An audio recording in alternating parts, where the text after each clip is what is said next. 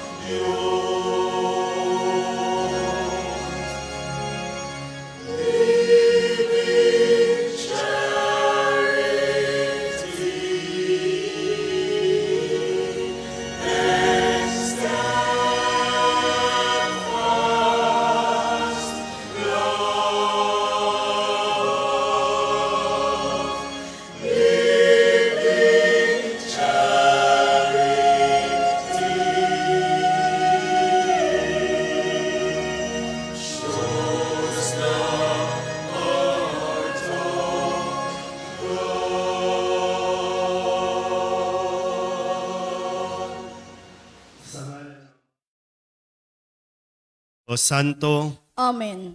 sumainyo ang Panginoon. At sumaiyo rin. Tayo po ay nasa ikatlong linggo ng Kwaresma o ng ating 40 araw na paghahanda para sa Pasko ng Pagkabuhay.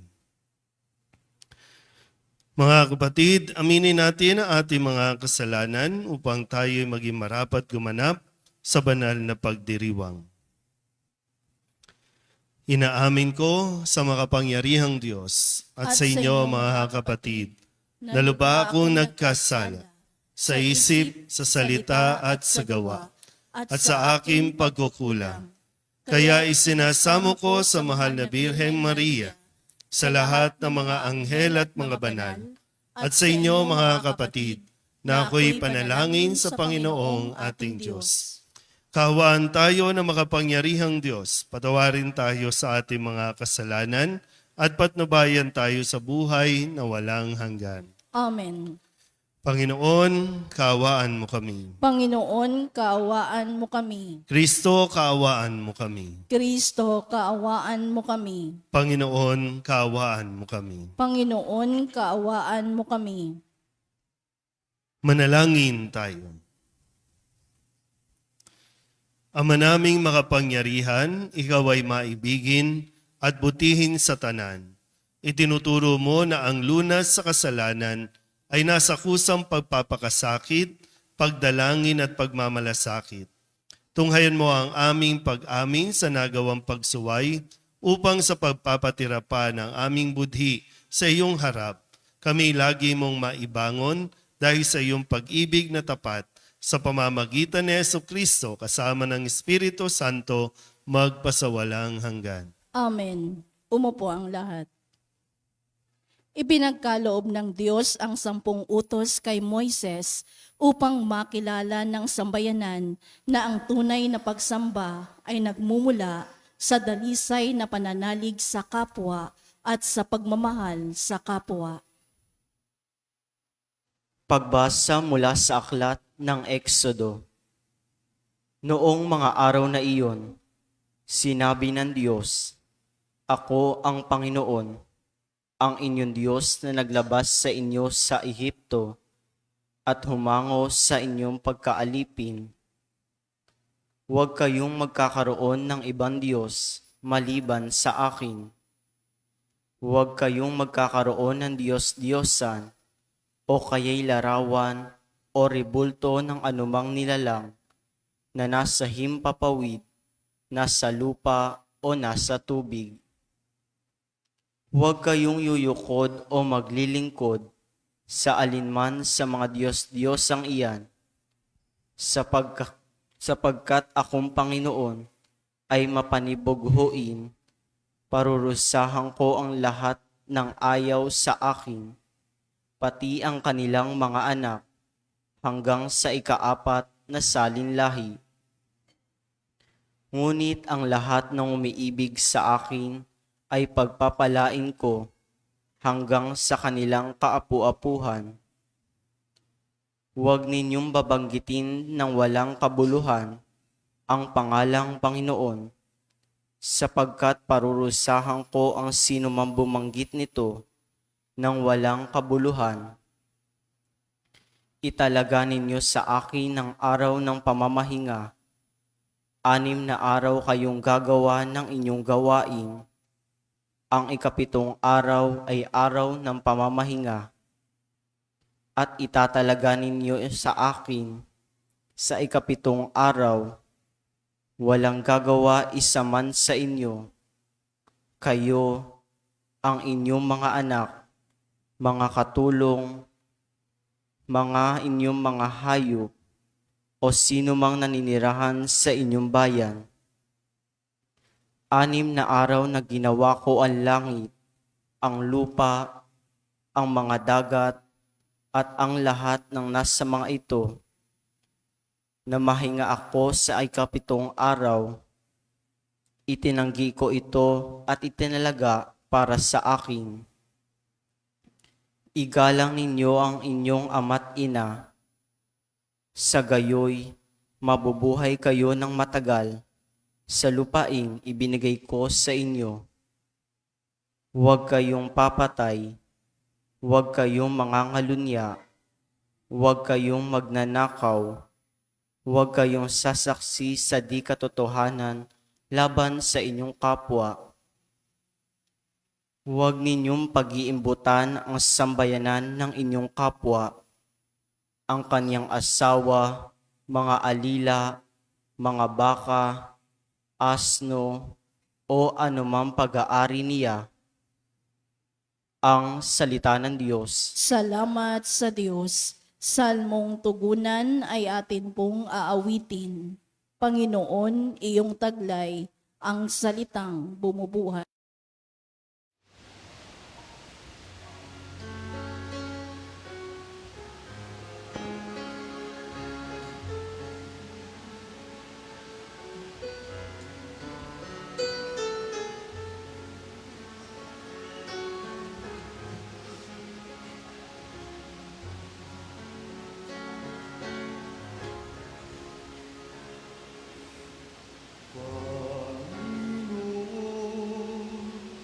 Iyong taglay, ang salitang bumubuhay.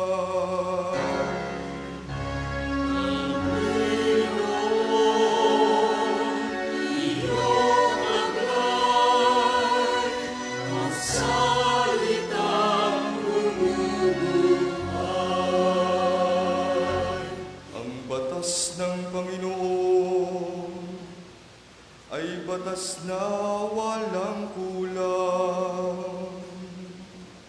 Ito'y utos ng dulot, sa tao ay bagong buhay.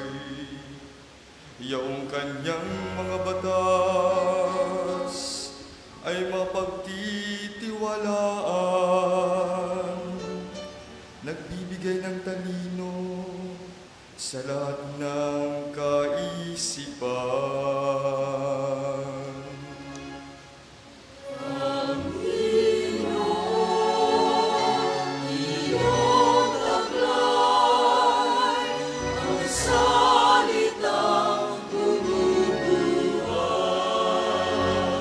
Ang tungtuning ibinigay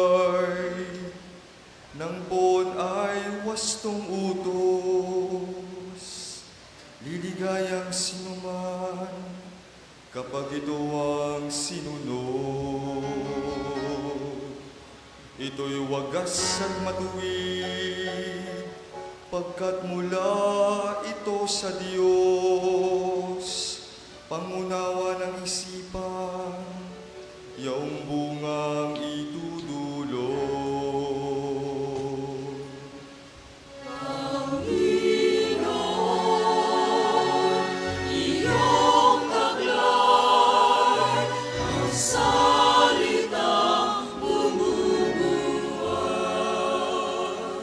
Yaong paggalang sa poon ay marapat at mabuti.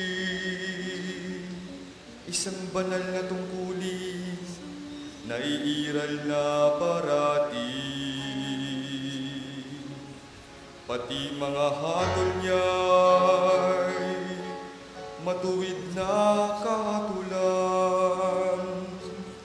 Kapag siya umatol, ang pasya ay pantay-pantay.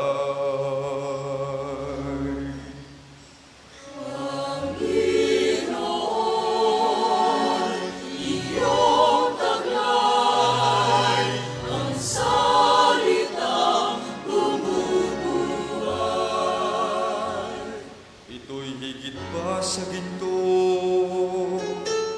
na maraming nagnanais. Higit pa sa gintong lantay na ang angad ay makamit.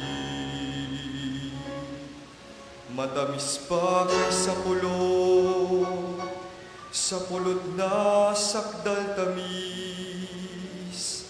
Kahit anong pulot, ito na dalisay at malinis.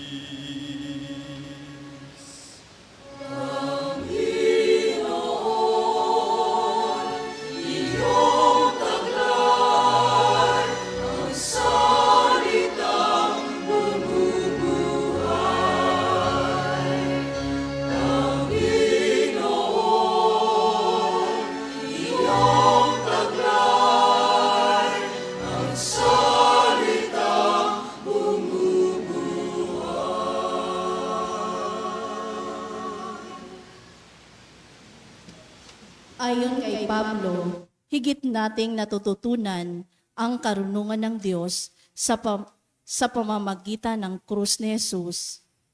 Isinugo ng Ama ang kanyang anak sa daigdig upang ipamana sa atin ang pagmamalasakit sa dakilang pag-ibig ng Diyos. Pagbasa mula sa unang sulat ni Apostol San Pablo sa mga taga-Korinto. Mga kapatid, ang mga Hudyo'y humihingi ng kababalaghan bilang katunayan. Karunungan naman ang hinahanap ng mga Griego. Ngunit ang ipinangangaral namin si Kristong ipinako sa krus, isang katisuran sa mga Hudyo at kahangalan para sa mga Hentil. Subalit sa mga tinawag ng Diyos, maging Hudyo at Griego, si Kristo ang kapangyarihan at karunungan ng Diyos. Sapagkat ang inaakala nilang kahangalan ng Diyos ay karunungang higit kaysa lahat ng karunungan ng tao. At ang inaakala namang kahinaan ng Diyos ay lakas na higit sa lahat ng kalakasan ng tao. Ang salita ng Diyos. Salamat sa Diyos. Tumayo ang lahat.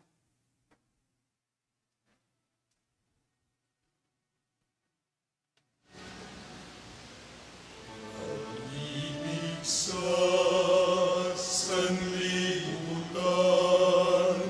ng Diyos ay gayon na lamang. Kanyang anak ibinigay upang mabuhay kailanman ang nananalig.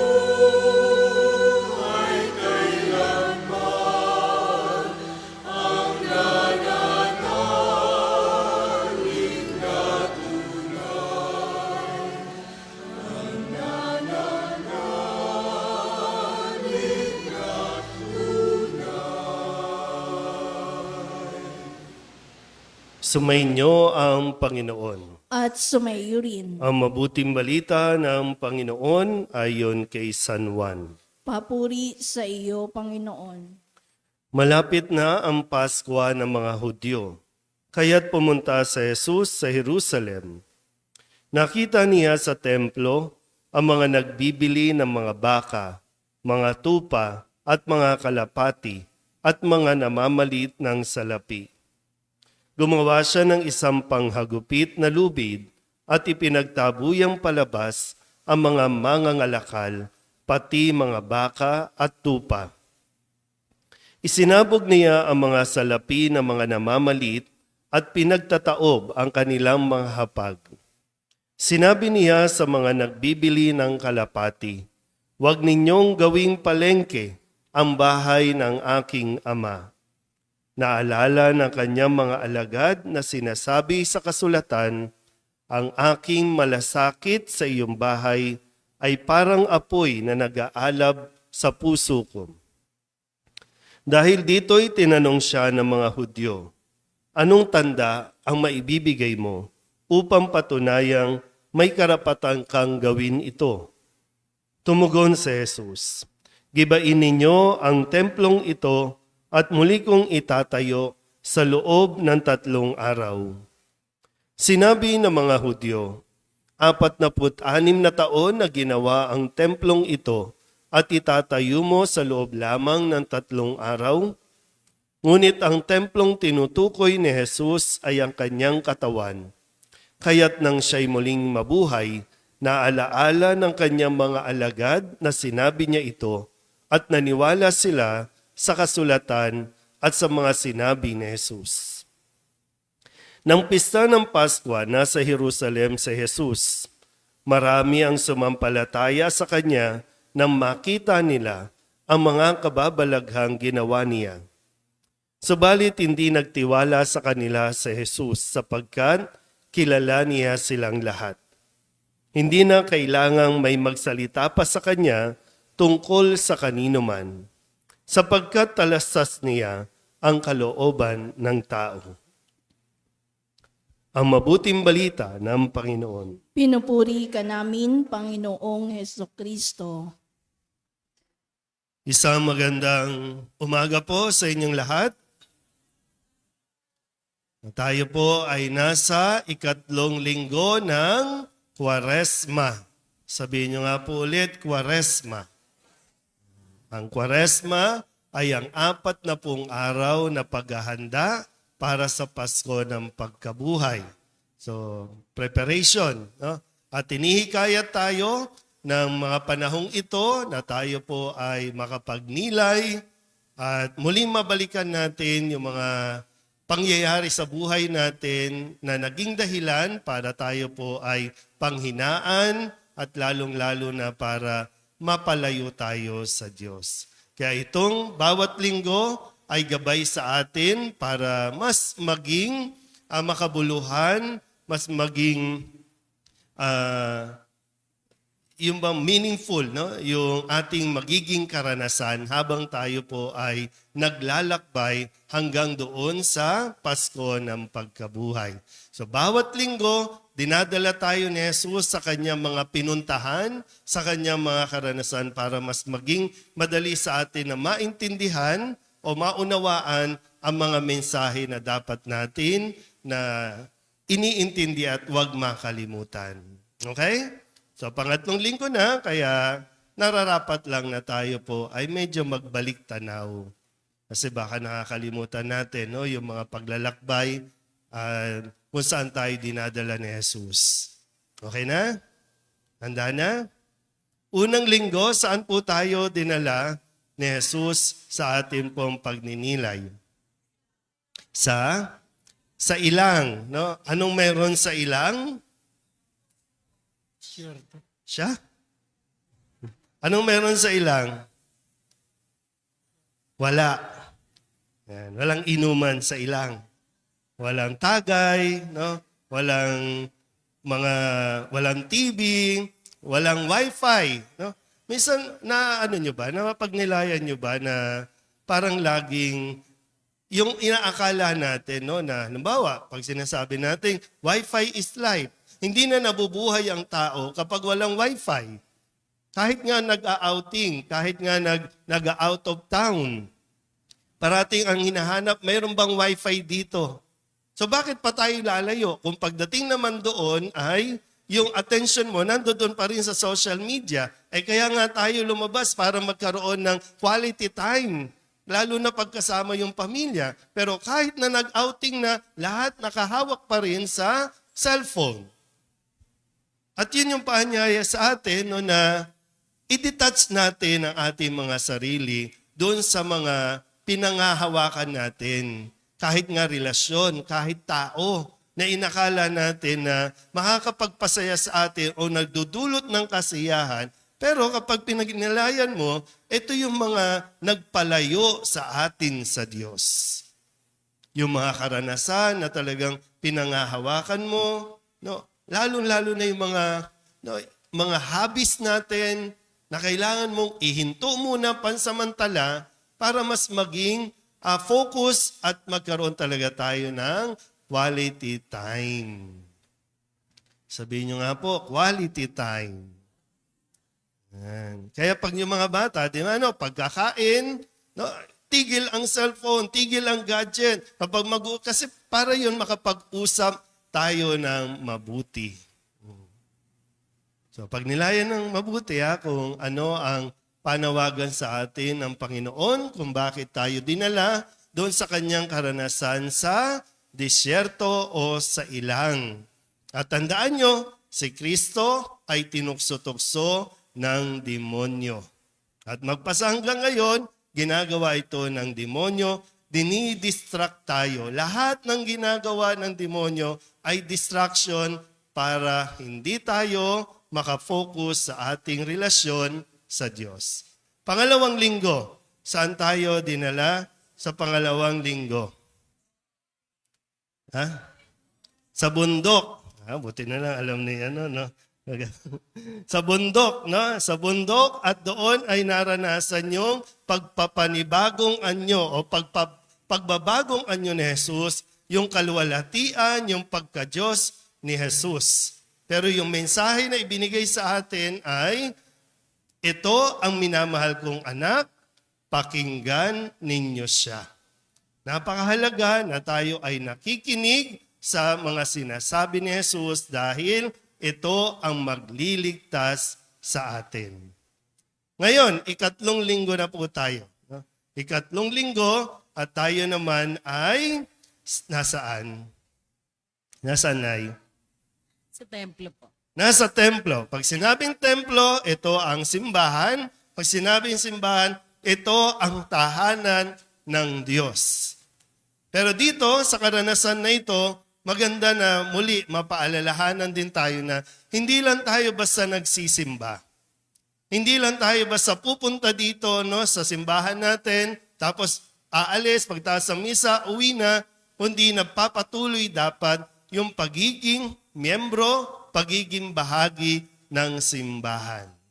Sabihin nyo nga sa katabi ninyo, bahagi ka ng simbahan. Bilang bahagi ng simbahan, ano bang ginawa ni Jesus? Kasi sabi po doon, taon-taon at panahon na ito ng Pasko, ang mga tao ay pumupunta sa templo. At pagdating ni Jesus doon sa templo, anong naabutan niya? Marami ang nagtitinda. Marami ang mga sinamantala ang pagkakataon na yon para maghanap buhay, para pagkakitaan, para kumita doon sa templo. Wala namang problema kung sila ay nasa labas. Pero itong mga ito ay nasa loob. Kaya nga 'di ba sabi doon, pinagtabuyan niya palabas. Kasi hindi nararapat. Dahil nga kapag pumupunta ang isang tao sa templo, dapat ito ay nakakapagdasal. Dapat ito ay mas nakakaranas ng presensya ng Panginoon. Pupunta ka doon para magdasal, pupunta ka para mag-alay, pupunta ka para magpasalamat, pupunta ka para makipag-usap sa Diyos. Kaya paano makikipag-usap? Imagine ninyo nga, no, kahit maliit lang ang simbahan natin. Imagine ninyo nga kung maya-maya may bili ka na ng belo. Sige na, nakikinig ka, nagdarasal ka, di ba? Bili ka na ng belo, bili ka na ng para sa natin, t-shirt, bili ka na. Nadidistract, di ba? At maiinis yung mga tao kapag may ganun mga pagkilos, kaya hindi nararapat. Kaya nga sa simbahan, meron tayong mga panuntunan, paano dapat kumilos, paano magsalita, paano pag nasa loob tayo ng pagdiriwang. Kasi lahat ng yan ay katulad ng ginawa ni Jesus. Hindi lang naman siya nagalit ng wala lang, mainit lang ulo niya, di kasi nakapag-almusal. Hindi naman nagalit siya dahil sa kanyang malasakit. Ang taong nagmamalasakit ay handang pumalo, handang, kumbaga, ito yung gagawin. Di ba? Kaya sa mga magulang, sa mga anak na naririto, kaya kayo pinagsasabihan, kaya kayo minsan napapalo, napipitik, napipingot ang inyong tenga kasi nagmamalasakit sila. At matakot tayo kapag wala nang nagagalit din sa iyo kasi ibig sabihin, wala silang pakialam sa inyo, wala silang malasakit sa iyo. Kasi binasiwas niya, gumawa siya ng lubid para ialisin yung mga nandoon kasi nga tahanan ito ng kanyang ama, tahanan ito ng Diyos. Ipinagawa pa yan ng Diyos sa panahon pa ni David. No, na ipagtayo siya ng templo. Tapos bababuyin. Tapos ganun na lang. Mismo mga taga-templo, pinabayaan yung mapanatili ang kaayusan, kalinisan, yung kapayapaan doon sa templo. Kaya nagalit.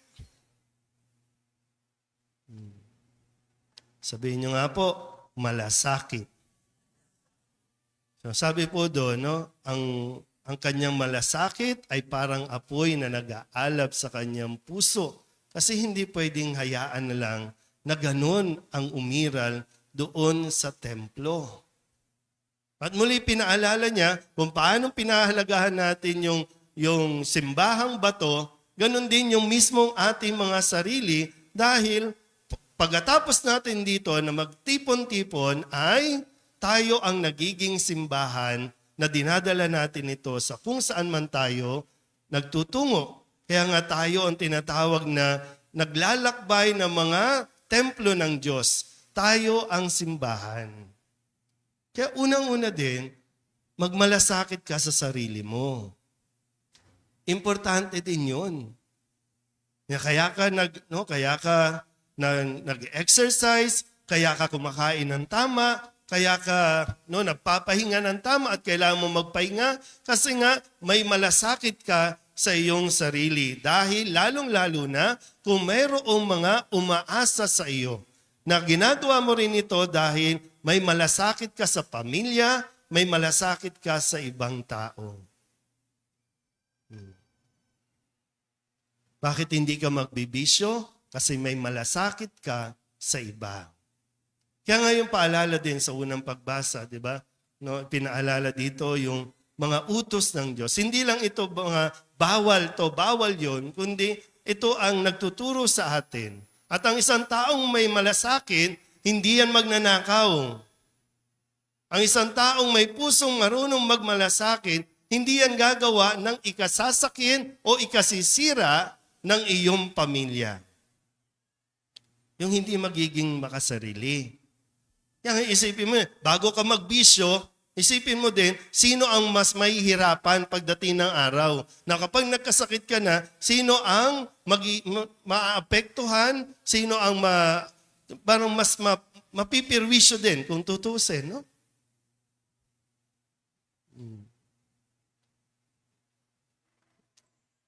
Kaya nga yung paglilinis, mahalaga. May malasakit tayo, tutulong tayo sa paglilinis. At yung mga bagay sa sarili natin na kinakailangan linisin, linisin na. Nasa 3 linggo na tayo. Papalapit na tayo ng papalapit. Di ba? Pag medyo may celebration, mayroong mahalagang okasyon, unti-unti nagje-general cleaning na tayo. Pwede para sa iba, wala lang, ordinaryo lang ito.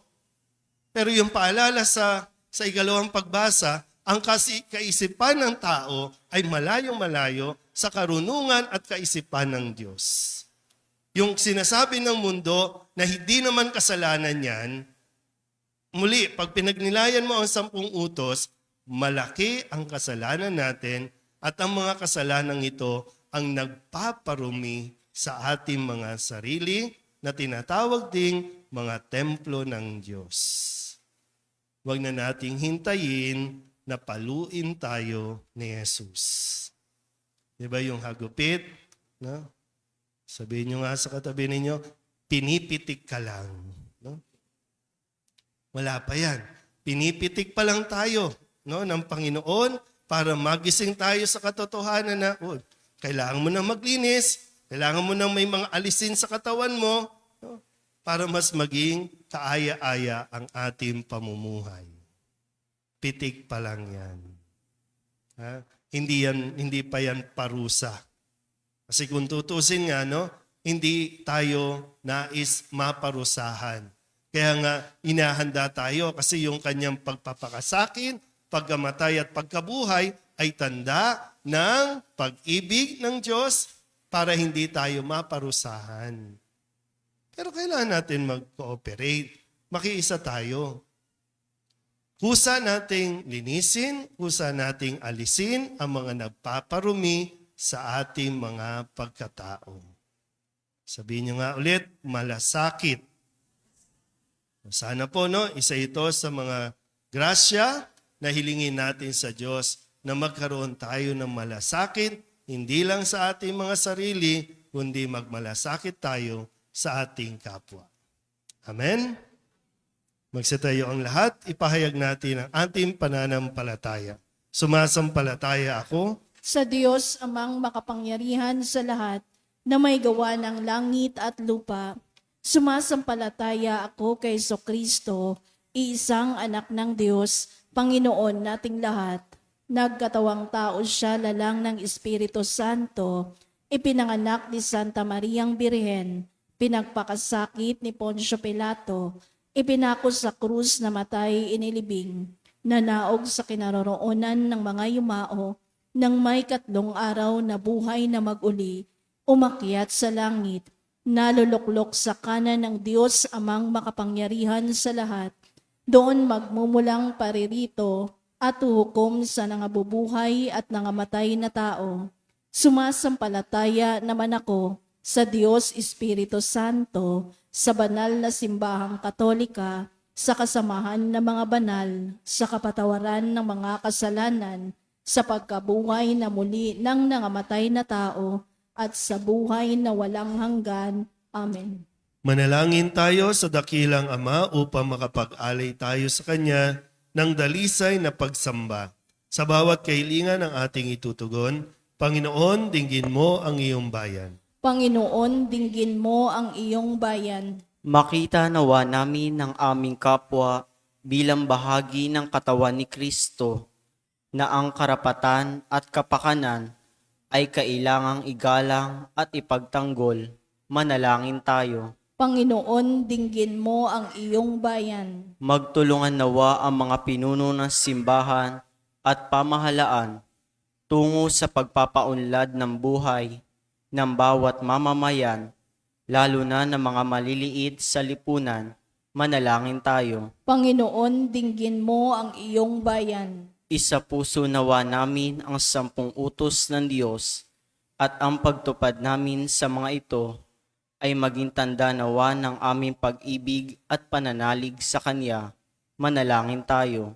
Panginoon, dinggin mo ang iyong bayan. Pahalagahan nawa namin ang aming mga katawan bilang templo ng Espiritu Santo at talikdan ang mga gawaing mahalay, marahas, at nakapipinsala sa aming pagkatao at sa aming kapwa. Manalangin tayo. Panginoon, dinggin mo ang iyong bayan. Makatagpo nawa sa Diyos ang mga may kapansanan, ang mga naghihingalo, at ang mga makasalanan ng ginhawa ng kapanatagan ng buhay na walang hanggan. Manalangin tayo. Panginoon, dinggin mo ang iyong bayan. Idulog din natin sa Panginoon ang ating mga personal na kahilingan at mga panalangin para sa ating mga pamilya, kasama ang mga kahilingan ng mga nanonood sa online. Lahat ng mga misang pasasalamat, espesyal na intensyon, agarang paggaling ng mga may sakit, at ang lahat ng mga kaluluwa na inihiling na ipagdasal sa misang ito.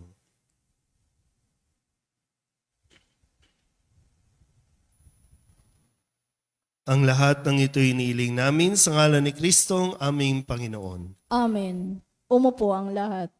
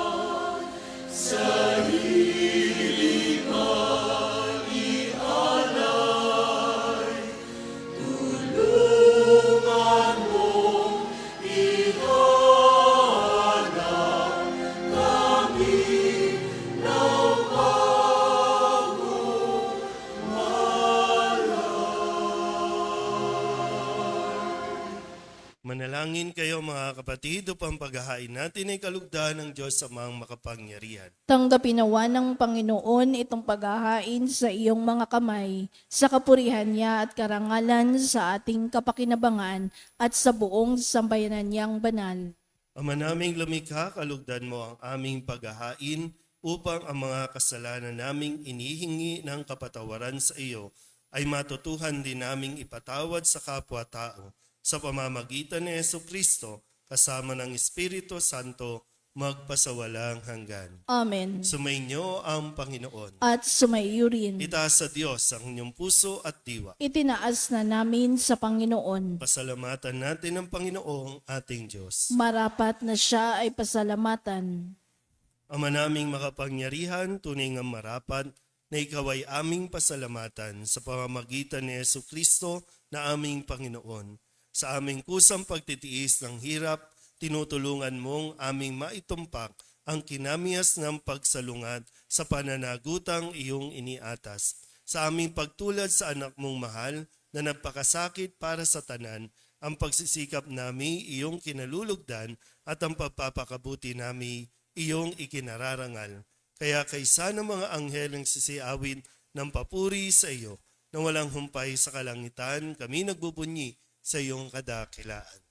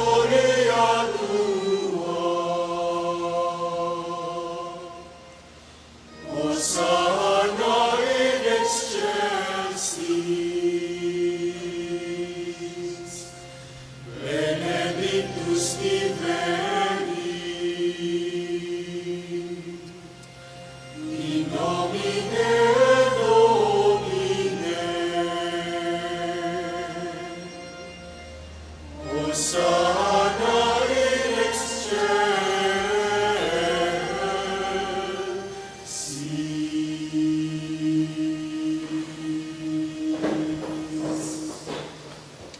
Ama naming banal, ikaw ang bukal ng tanang kabanalan. Kaya't sa pamamagitan ng iyong Espiritu, gawin mong banal ang kaloob na ito upang para sa amin maging katawan at dugo ng aming Panginoong Hesu Kristo.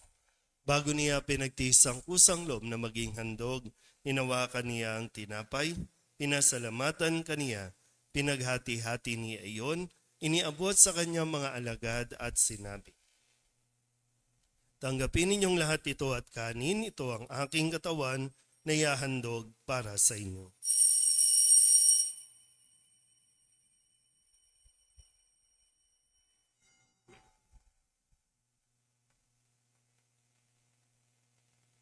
Gayun din naman nang matapos ang hapunan, hinawakan niya ang kalis, muli kaniyang pinasalamatan. Iniabot niya ang kalis sa kanyang mga alagad at sinabi, "Tanggapin ninyong lahat ito at inumin. Ito ang kalis ng aking dugo, ng bago at walang hanggang tipan. Ang aking dugo na ibubuhos para sa inyo at para sa lahat, sa ikapagpapatawad ng mga kasalanan. Gawin ninyo ito sa pag-alaala sa akin."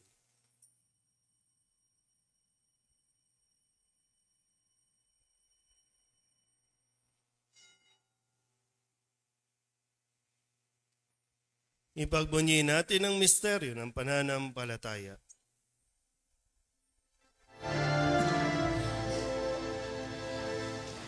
si Kristo ay namatay, si Kristo ay nabuhay, si Kristo ay babalik sa wakas ng panahon.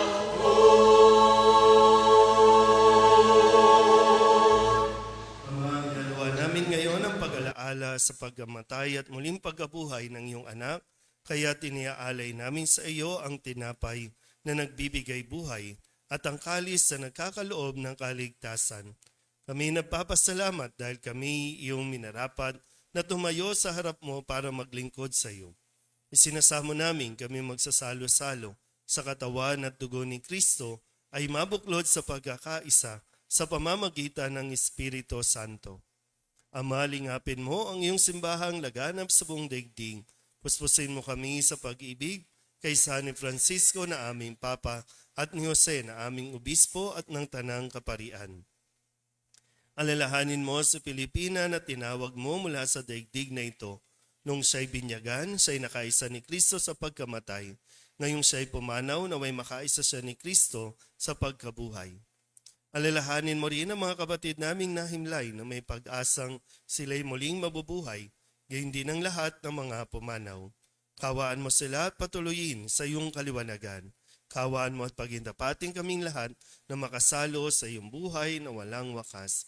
Kaysa na mahal na Birhen Maria na ina ng Diyos, ng kabiyak ng puso niyang sa San Jose, kaysa ng mga apostol at ng lahat ng mga banal na namuhay dito sa daigdig ng kalugod-lugod sa iyo, may pagdiwang nawa namin ang papupuri sa ikararangal mo sa pamamagitan ng iyong anak na aming Panginoong Hesu Kristo.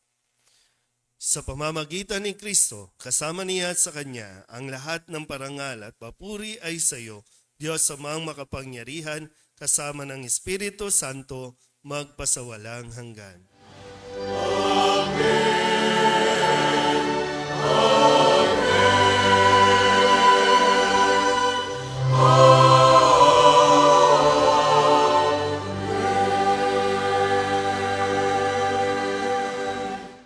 Sa tagubili naman nakagagaling na utos at turo ni Jesus sa Panginoon natin na Diyos, ipahayag natin ang lakas loob.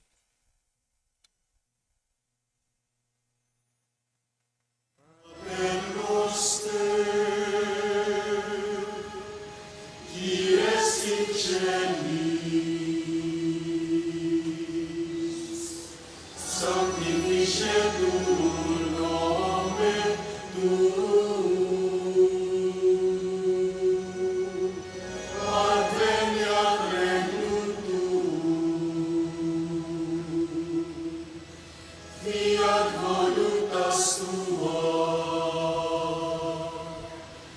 sicut in cielo et in terra. Panem nostrum quotidianum da nobis hodie, et dimitte nobis debita nostra, sicut et nos dimitimus debitoribus nostris, et ne nos inducas in tentatione, sed libera nos a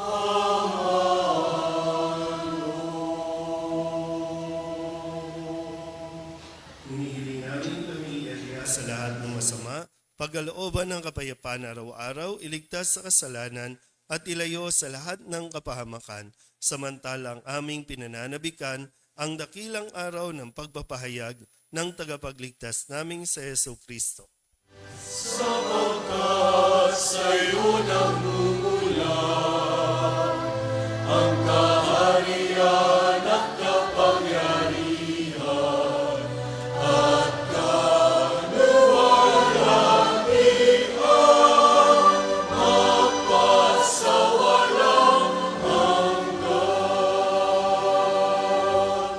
Panginoong Heso Kristo, sinabi mo sa iyong mga apostol, kapayapaan ang iniiwan ko sa inyo, ang aking kapayapaan ang binibigay ko sa inyo.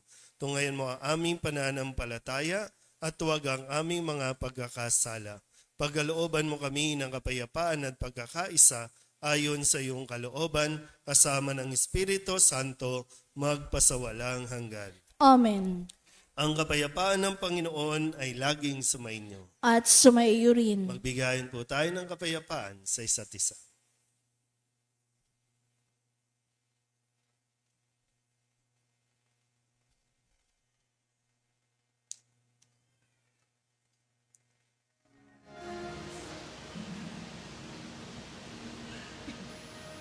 Agnus Dei,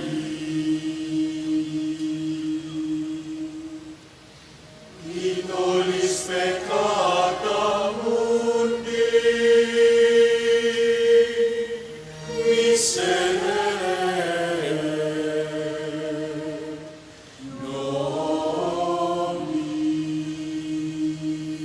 nobis. Agnus Dei, in nollis peccata mundi, miserere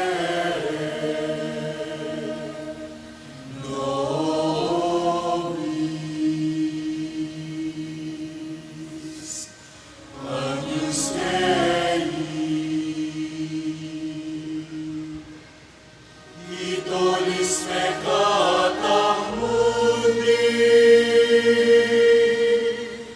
dona nobis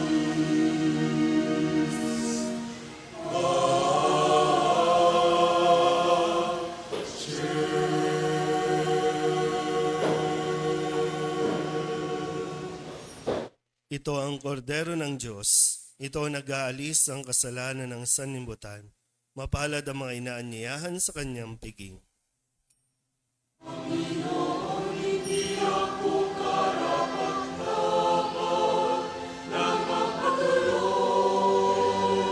sa iyo, ngunit sa isang salita mo lamang ay gagaling na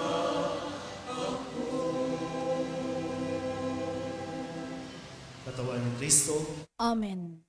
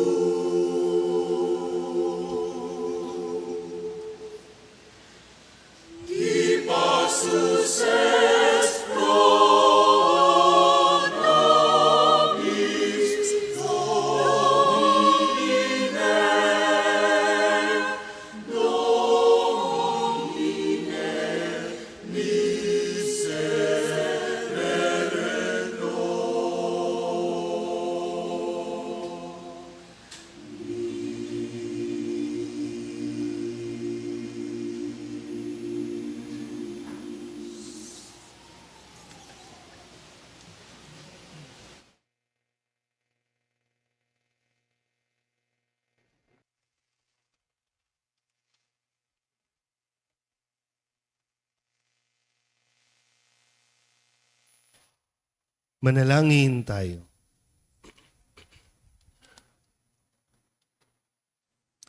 Ama naming mapagmahal, sa pakikinabang namin sa iyong banal na piging, pinagsalusaluhan namin ang bigay mong pagkain. Ang ginaganap namin ngayon sa pagdiriwang ay lubos sawang mangyari sa gawain namin araw-araw sa pamamagitan ni Jesucristo kasama ng Espiritu Santo magpasawalang hanggan. Amen. Muli po kami patuloy na nagpapasalamat sa inyo pong patuloy na pagsuporta sa atin pong parokya sa mga gawain po ng ating simbahan. Yung mga handog solidad ng mga alkansya, paalala po, dadalhin niyo po yan sa Huwebes Santo. Iaalay po ninyo sa misa, no, sa Huwebes Santo, o kung di man, ay dalhin niyo lang po sa opisina ng parokya. Ang intention po ng handog solidad sa panahon ngayon ay para po sa pagpapapintura ng atin pong simbahan. Pagkatapos po niyan ay babalik ulit yung handog solidad para naman po makaipon tayo ng pandagdag sa mga sisimulan at bubuksan natin na pagpapaaral sa mga gustong makapag-aral pero medyo kapos, no, sa allowance, no, at least makatulong tayo. So yung solidad scholarship natin, kasama yung mga WISLEP, mga scholars na sinusuportahan ng Caritas Manila. So sa atin po ay medyo dadagdagan natin para mas marami po ang matulungan. Yung mga willing, no, willing na makapag-aral pero medyo kapos nga, no, sa budget. Kaya doon naman tayo mag-focus na makaipon tayo ng sapat na pondo para sa scholarship fund naman. So, yun. So sa mga baka may kakilala kayo no, na gustong mag-apply for scholarship ay pumunta lang sa opisina para po sa application form. So baka may kakilala po kayo, no? O kaya baka gusto nyong tumulong para sa scholarship fund. Sabihin nyo lang yung itutulong ninyo ay para sa scholarship. Kasi bawat intention ay dun po natin inilalagay yun. So hindi po gagalawin yun sa ibang activity o sa ibang programa, kundi para doon. So kung gusto nyo para sa pampintura, sabihin nyo para sa pagpapintura. Kung gusto nyo para sa scholarship, para scholarship. Para sa feeding, para sa feeding. So ganun po yung nagiging proseso ng inyong mga donasyon dito po sa ating simbahan. And siyempre meron po tayong mga acknowledgement receipt para mas maging malinaw po yung accounting naman natin, no? Para hindi na pupunta sa wala yung atin po mga tulong, no, na binibigay sa parokya. Kaya lahat po ng mga sacraments natin, wala po kayong aalalahanin, libre po lahat yan, no? Pero bukas naman po sa mga donasyon na nais nyo pong itulong. Para kung sakali na mayroong mga gustong magpakasal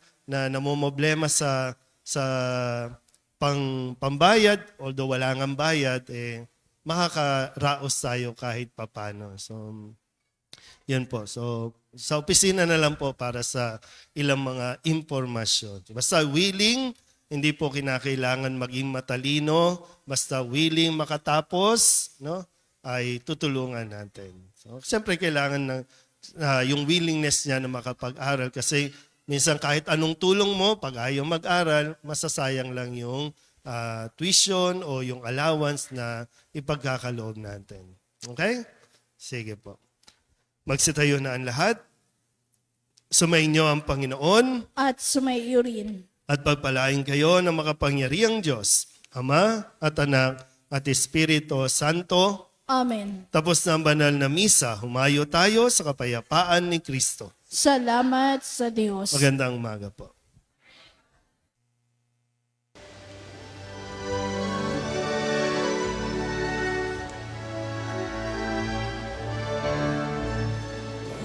Sino man ang nabubuhay para sa sarili lamang. Walang sino man ang namamatay para sa sarili lamang. Tayong lahat ay may pananagutan sa isa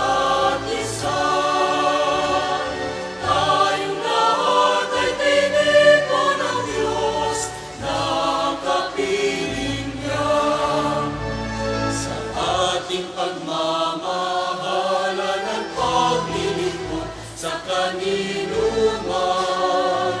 Tayo ay nagdadala ng balita ng kaligtasan.